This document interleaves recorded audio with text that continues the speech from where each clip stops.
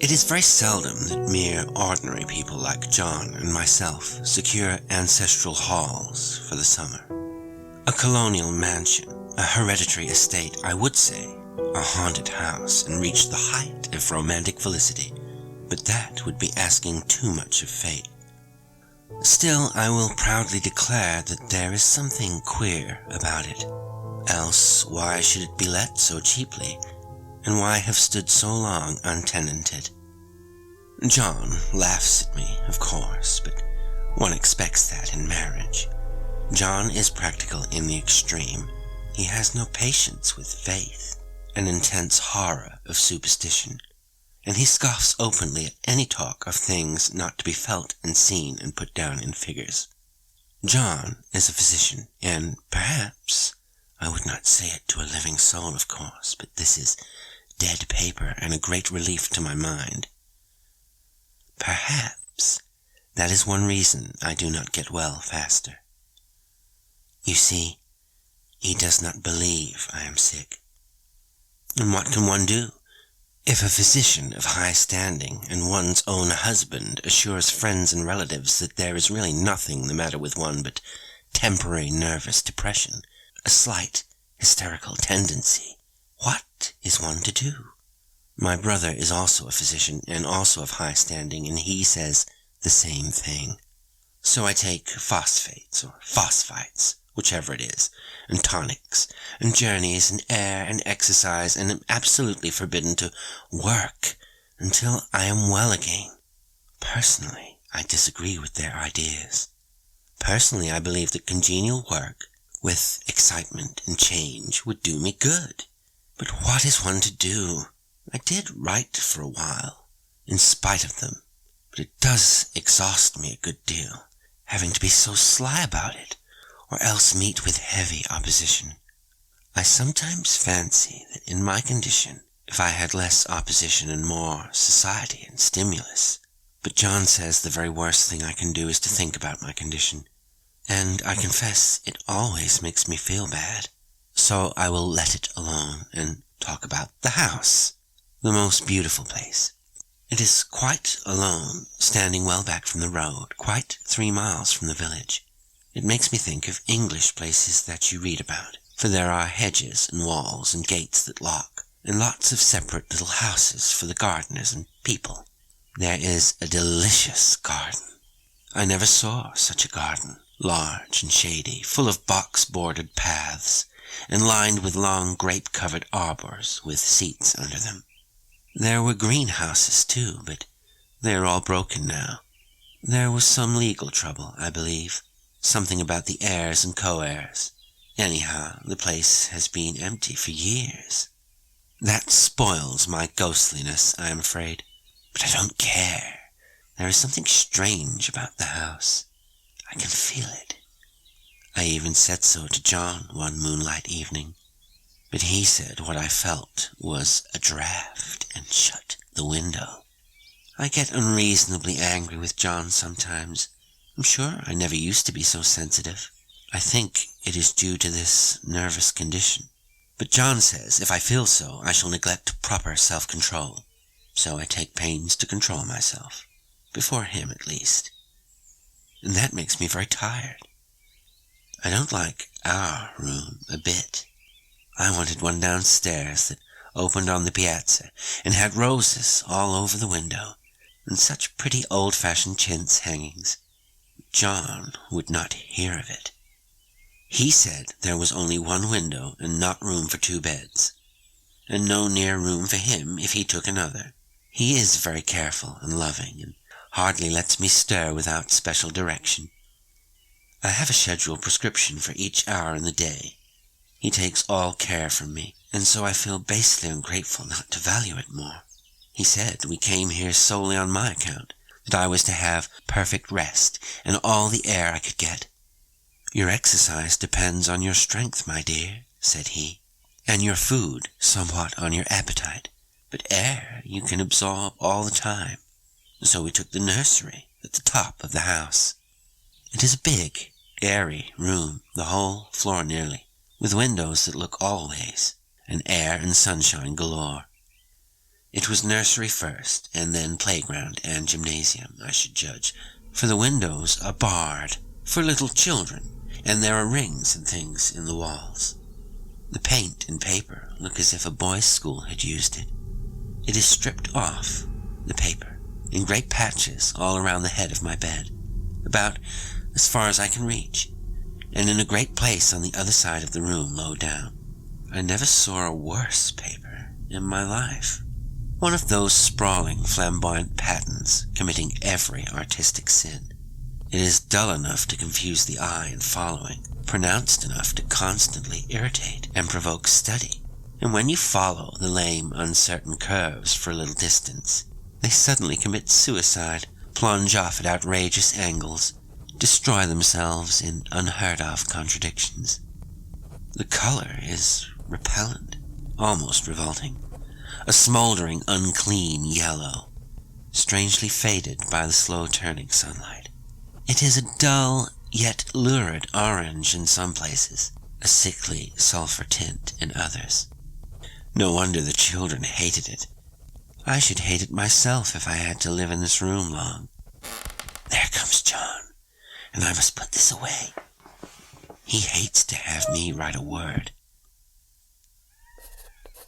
We have been here 2 weeks, and I haven't felt like writing before since that first day. I am sitting by the window now, up in this atrocious nursery, and there is nothing to hinder my writing as much as I please, save lack of strength. John is away all day, and even some nights when his cases are serious. I am glad my case is not serious, but these nervous troubles are dreadfully depressing. John does not know how much I really suffer. He knows there is no reason to suffer, and that satisfies him. Of course, it is only nervousness. It does weigh on me so not to do my duty in any way. I meant to be such a help to John, such a real rest and comfort, and here I am, a comparative burden already. Nobody would believe what an effort it is to do what little I am able, to dress and entertain and order things. It is fortunate Mary is so good with the baby, such a dear baby, and yet I cannot be with him. It makes me so nervous. I suppose John never was nervous in his life. He laughs at me so about this wallpaper. At first he meant to repaper the room, but afterwards he said that I was letting it get the better of me, and that nothing was worse for a nervous patient than to give way to such fancies. He said that after the wallpaper was changed, it would be the heavy bedstead, and then the barred windows, and then that gate at the head of the stairs, and so on. You know the place is doing you good, he said. And really, dear, I don't care to renovate the house just for a 3 months rental. Then do let us go downstairs, I said. There are such pretty rooms there. Then he took me in his arms and called me a blessed little goose, and said he would go down cellar if I wished, and have it whitewashed into the bargain. But he is right enough about the beds and windows and things. It is as airy and comfortable a room as anyone need wish, and of course I would not be so silly as to make him uncomfortable just for a whim. I'm really getting quite fond of the big room. All but that horrid paper. Out of one window I can see the garden, those mysterious deep-shaded arbors, the riotous old-fashioned flowers and bushes and gnarly trees. Out of another I get a lovely view of the bay and a little private wharf belonging to the estate. There is a beautiful shaded lane that runs down there from the house. I always fancy I see people walking in these numerous paths and arbors, but John has cautioned me not to give way to fancy in the least. He says that with my imaginative power and habit of story-making, a nervous weakness like mine is sure to lead to all manner of excited fancies, and that I ought to use my will and good sense to check the tendency. So I try. I think sometimes that if I were only well enough to write a little, it would relieve the press of ideas and rest me. But I find I get pretty tired when I try. It is so discouraging not to have any advice and companionship about my work. When I get really well, John says we will ask Cousin Henry and Julia down for a long visit, but he says he would as soon put fireworks in my pillowcase as to let me have those stimulating people about now. I wish I could get well faster, but I must not think about that. This paper looks to me as if it knew what a vicious influence it had. There is a recurrent spot where the pattern lolls like a broken neck, and two bulbous eyes stare at you upside down. I get positively angry with the impertinence of it, and the everlastingness. Up and down and sideways they crawl, and those absurd, unblinking eyes are everywhere. There's one place where two breadths didn't match, and the eyes go all up and down the line, one a little higher than the other. I never saw so much expression in an inanimate thing before, and we all know how much expression they have. I used to lie awake as a child and get more entertainment and terror out of blank walls and plain furniture than most children could find in a toy store. I remember what a kindly wink the knobs of our big old bureau used to have, and there was one chair that always seemed like a strong friend. I used to feel that if any of the other things looked too fierce, I could always hop into that chair and be safe. The furniture in this room is no worse than inharmonious, however, for we had to bring it all from downstairs. I suppose when this was used as a playroom, they had to take the nursery things out. No wonder. I never saw such ravages as the children have made here. The wallpaper, as I said before, is torn off in spots, and it sticketh closer than a brother. They must have had perseverance as well as hatred. Then the floor is scratched and gouged and splintered. Plaster itself is dug out here and there, and this great, heavy bed, which is all we found in the room, looks as if it had been through the wars. But I don't mind it a bit. Only the paper. There comes John's sister. Such a dear girl as she is, and so careful of me. I must not let her find me writing. She is a perfect and enthusiastic housekeeper, and hopes for no better profession. I verily believe she thinks it is the writing which made me sick. But I can write when she is out, and see her a long way off from these windows. There is one that commands the road, a lovely, shaded, winding road, and one that just looks off over the country, a lovely country, too, full of great elms and velvet meadows. This wallpaper has a kind of sub-pattern in a different shade, a particularly irritating one, for you can only see it in certain lights, and not clearly then, but in the places where it isn't faded, and where the sun is just so, I can see a strange, provoking, formless sort of figure that seems to sulk about behind that silly, inconspicuous front design. There's Sister on the stairs.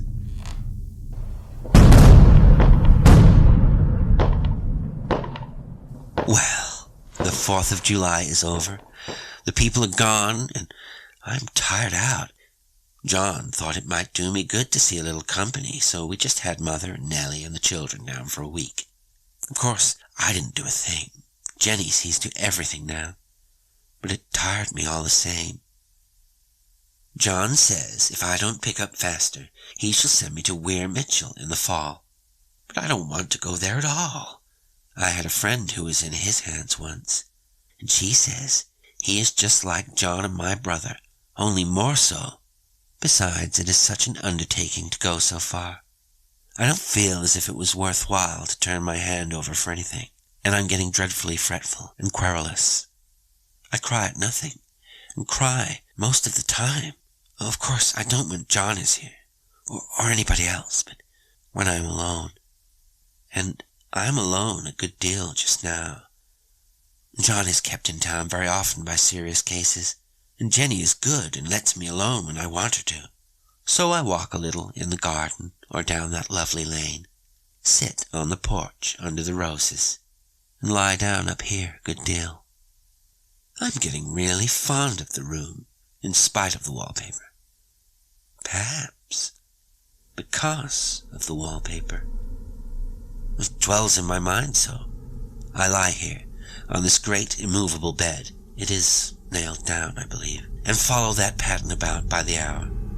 It is as good as gymnastics, I assure you. I start, we'll say, at the bottom, down in the corner, over there, where it has not been touched, and I determine, for the 1000th time, that I will follow that pointless pattern to some sort of conclusion. I know a little of the principle of design, and I know this thing was not arranged on any laws of radiation, or alternation, or repetition, or symmetry, or anything else that I ever heard of.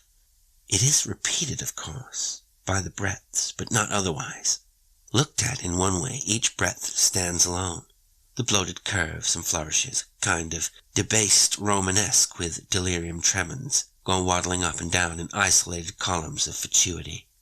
And on the other hand, they connect diagonally, and the sprawling outlines run off in great slanting waves of optic horror, like a lot of wallowing seaweeds in full chase.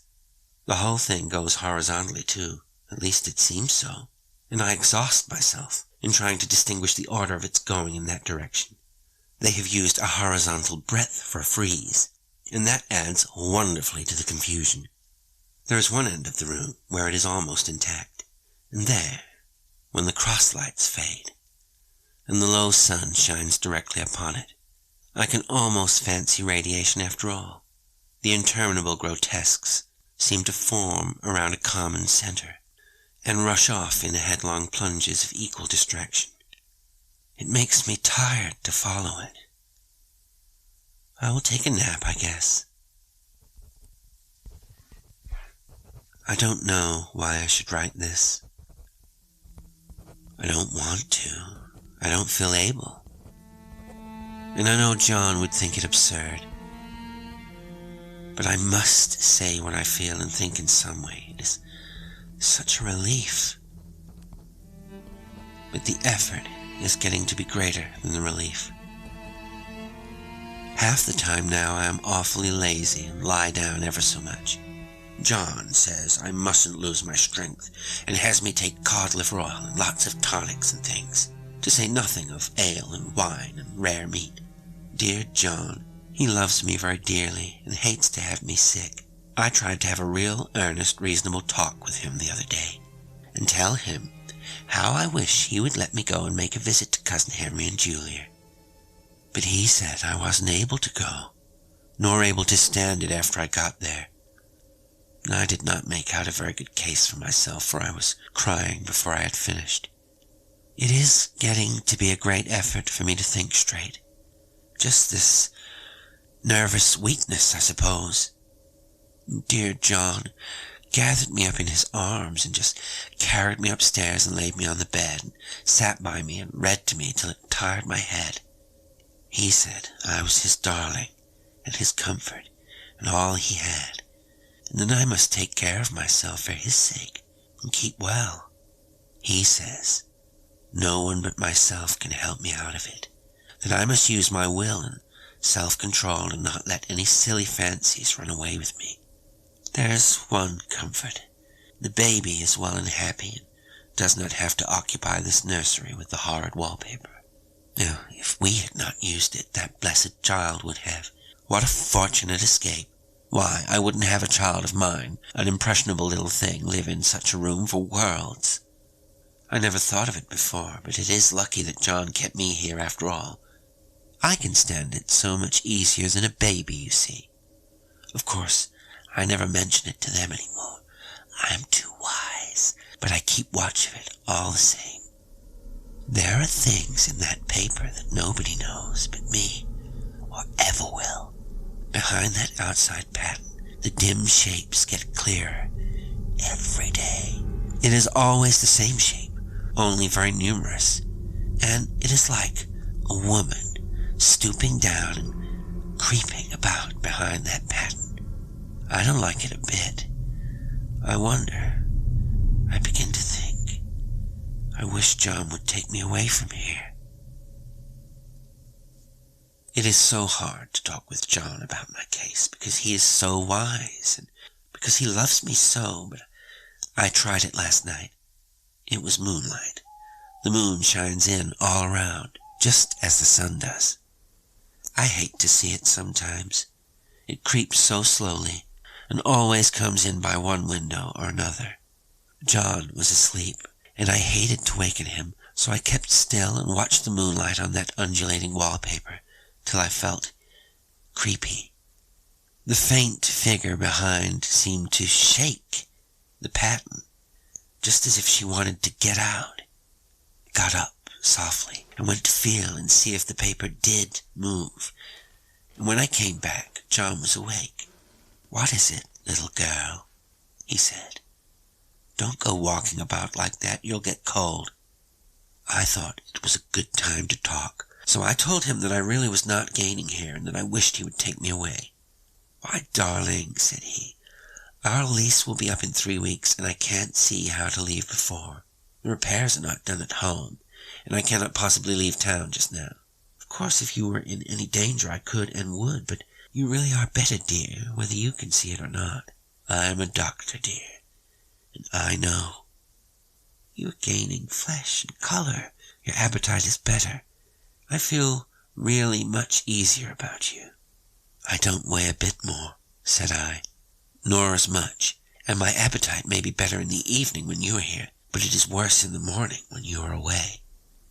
"Bless her little heart," said he with a big hug. "She shall be as sick as she pleases. But now let's improve the shining hours by going to sleep and talk about it in the morning." "And you won't go away?"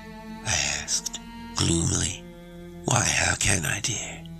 It is only 3 weeks more, and then we will take a nice little trip of a few days while Jenny is getting the house ready." "Really, dear, you are better." "Better in body, perhaps," I began, and stopped short, for he sat up straight and looked at me with such a stern, reproachful look that I could not say another word. "My darling," said he, "I beg of you for my sake and for our child's sake, as well as for your own, that you will never for one instant let that idea enter your mind. There is nothing so dangerous, so fascinating to a temperament like yours. It is a false and foolish fancy. Can you not trust me as a physician when I tell you so?" So of course I said no more on that score, and we went to sleep before long. He thought I was asleep first, but I wasn't. I lay there for hours trying to decide whether that front pattern and the back pattern really did move together or separately. On a pattern like this, by daylight, there is a lack of sequence, a defiance of lore that is a constant irritant to a normal mind. The color is hideous enough, and unreliable enough, and infuriating enough, but the pattern is torturing. You think you have mastered it, but just as you get well underway in following, it turns a back somersault, and there you are. It slaps you in the face, knocks you down, and tramples upon you. It is like a bad dream. The outside pattern is a florid arabesque, reminding one of a fungus. If you can imagine a toadstool in joints, an interminable string of toadstools, budding and sprouting in endless convolutions, why, that is something like it. That is, sometimes. There is one marked peculiarity about this paper, a thing nobody seems to notice but myself, and that is that it changes as the light changes. When the sun shoots in through the east window, I always watch for that first long straight ray. It changes so quickly that I never can quite believe it. That is why I watch it, always. By moonlight, the moon shines in all night when there is a moon. I wouldn't know it was the same paper. At night, in any kind of light, twilight, candlelight, lamplight, and worst of all by moonlight, it becomes bars. The outside pattern, I mean, and the woman behind it is as plain as can be. I didn't realize for a long time what the thing was that showed behind that dim sub-pattern, but now I'm quite sure it is a woman. By daylight she is subdued, quiet. I fancy it is the pattern that keeps her so still. It is so puzzling. It keeps me quiet by the hour. I lie down ever so much now. John says it is good for me, and to sleep all I can. Indeed, he started the habit by making me lie down for an hour after each meal. It is a very bad habit, I am convinced, for you see, I don't sleep, and that cultivates deceit, for I don't tell them I'm awake. Oh no, the fact is, I'm getting a little afraid of John. He seems very queer sometimes, and even Jenny has an inexplicable look. It strikes me occasionally, just as a scientific hypothesis, that perhaps it is the paper. I have watched John when he did not know I was looking, and come into the room suddenly on the most innocent excuses, and I've caught him several times. looking at the paper. And Jenny too. I caught Jenny with her hand on it once. She didn't know I was in the room. And when I asked her in a quiet, very quiet voice, in the most restrained manner possible, what she was doing with the paper, she turned round as if she had been caught stealing, and looked quite angry, asked me why I should frighten her so. Then she said that the paper stained everything it touched, that she had found yellow smooches on all my clothes and John's, and she wished we would be more careful. Did not that sound innocent? But I know she was studying that pattern, and I am determined that nobody shall find it out but myself. Life is very much more exciting now than it used to be. You see, I have something more to expect, to look forward to watch. I really do eat better, and am more quiet than I was. John is so pleased to see me improve. He laughed a little the other day and said I seemed to be flourishing in spite of my wallpaper. I turned it off with a laugh. I had no intention of telling him it was because of the wallpaper. He would make fun of me. He might even want to take me away. I don't want to leave now until I've found it out. There is a week more, and I think that will be enough. I'm feeling ever so much better. I don't sleep much at night, for it is so interesting to watch developments. But I sleep a good deal in the daytime. In the daytime, it is tiresome and perplexing. There are always new shoots on the fungus, and new shades of yellow all over it. I cannot keep count of them, though I have tried conscientiously. It is the strangest yellow, that wallpaper. It makes me think of all the yellow things I ever saw. Not beautiful ones like buttercups, but old, foul, bad yellow things. But there is something else about that paper. The smell. I noticed it the moment we came into the room, but with so much air and sun it was not bad. Now we have had a week of fog and rain, and whether the windows are open or not, the smell is here. Creeps all over the house. I find it hovering in the dining room, skulking in the parlor, hiding in the hall, lying in wait for me on the stairs. Gets into my hair. Even when I go to ride, if I turn my head suddenly and surprise it, there's that smell. Such a peculiar odor, too. I have spent hours in trying to analyze it, to find what it smelled like. It is not bad at first, and very gentle, but quite the subtlest, most enduring odor I ever met. In this damp weather, it is awful. I wake up in the night and find it hanging over me. It used to disturb me at first. I thought seriously of burning the house to reach the smell. But now I am used to it. The only thing I can think of that it is like is the color of the paper. A yellow smell. There is a very funny mark on this wall, low down near the mopboard. A streak that runs round the room. It goes behind every piece of furniture except the bed. A long, straight, even smoosh, as if it had been rubbed over and over. I wonder how it was done, and who did it, and what they did it for. Round and round and round, round and round and round. Makes me dizzy. I really have discovered something at last. Through watching so much at night when it changes so, I have finally found out. The front pattern does move. No wonder. The woman behind shakes it.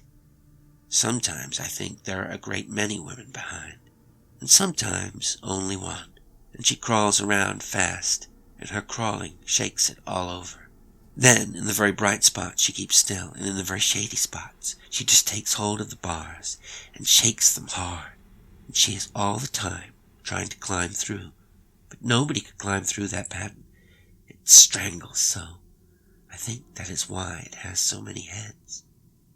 They get through, and then the pattern strangles them off and turns them upside down and makes their eyes white. If those heads were covered or taken off, it would not be half so bad. I think that woman gets out in the daytime, and I'll tell you why, privately. I've seen her. I can see her out of every one of my windows. It is the same woman, I know, for she is always creeping, and most women do not creep by daylight.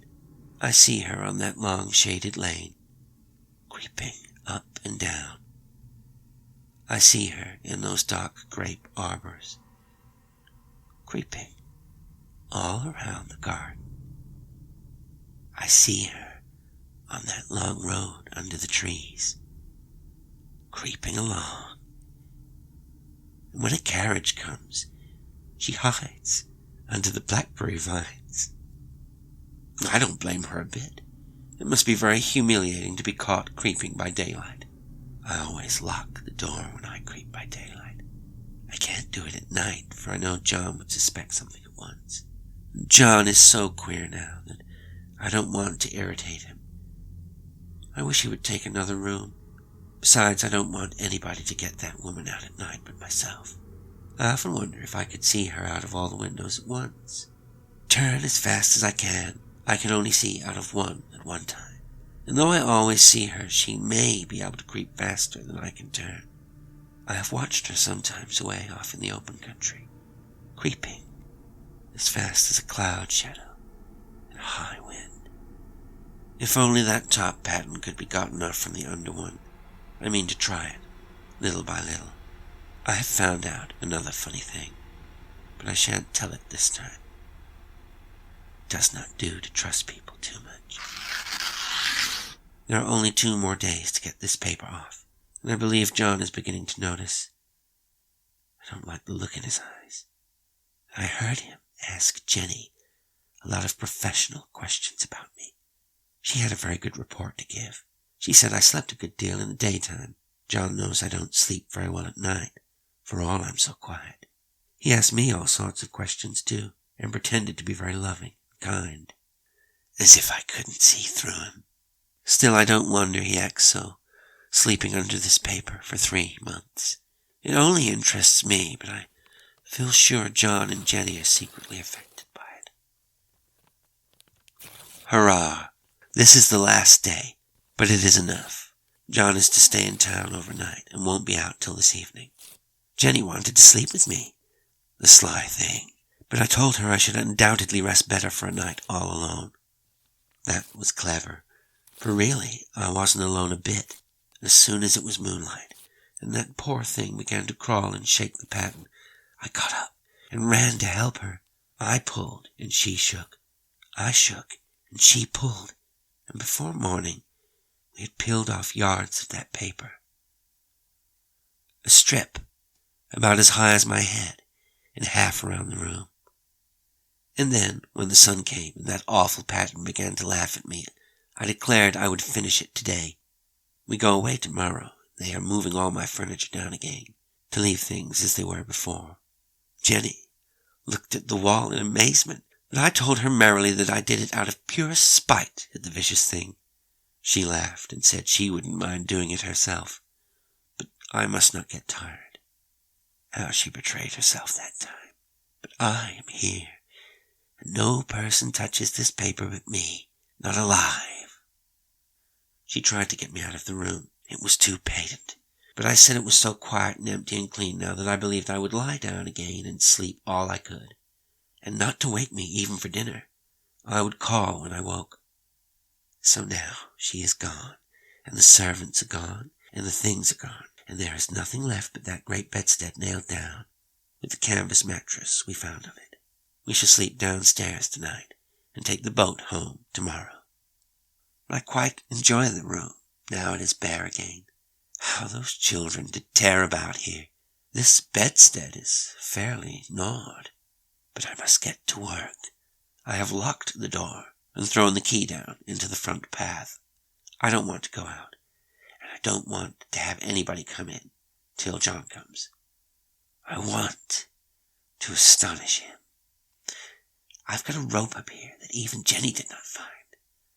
If that woman does get out and tries to get away, I can tie her. But I forgot I could not reach far without anything to stand on. This bed will not move. I tried to lift and push it until I was lame, and then I got so angry I bit off a little piece at one corner, but it hurt my teeth. Then I peeled off all the paper I could reach standing on the floor. It sticks horribly, and the pattern just enjoys it. All those strangled heads, bulbous eyes, and waddling fungus growths just shriek with derision. I am getting angry enough to do something desperate. To jump out of the window would be admirable exercise, but the bars are too strong even to try. Besides, I wouldn't do it. Of course not. I know well enough that a step like that is improper and might be misconstrued. I don't like to look out of the windows even. There are so many of those creeping women, and they creep so fast. I wonder if they all come out of that wallpaper as I did. But I am securely fastened now by my well-hidden rope. You don't get me out in the road there. I suppose I shall have to get back behind the pattern when it comes night. And that is hard. It is so pleasant to be out in this great room and creep around as I please. I don't want to go outside. I won't, even if Jenny asks me to. For outside, you have to creep on the ground. And everything is green instead of yellow. But here, I can creep smoothly on the floor. And my shoulder just fits in that long smooch round the wall. So I cannot lose my way. Why, there's John at the door. It is no use, young man, you can't open it. How he does call and pound. Now he's crying for an axe. It would be a shame to break down that beautiful door. John dear, said I, in the gentlest voice, the key is down by the front steps, under a plantain leaf. That silenced him for a few moments. Then he said, very quietly indeed, open the door, my darling. I can't, said I. The key is down by the front door, under a plantain leaf. And then I said it again, several times, very gently and slowly, and said it so often that he had to go and see. And he got it, of course, and came in. He stopped short by the door. What is the matter? He cried. For God's sake, what are you doing? I kept on creeping, just the same, but I looked at him over my shoulder. I've got out at last, said I, in spite of you and Jane, and I've pulled off most of the paper, so you can't put me back. Now, why should that man have fainted? But he did, and right across my path by the wall, so that I had to creep over him every time.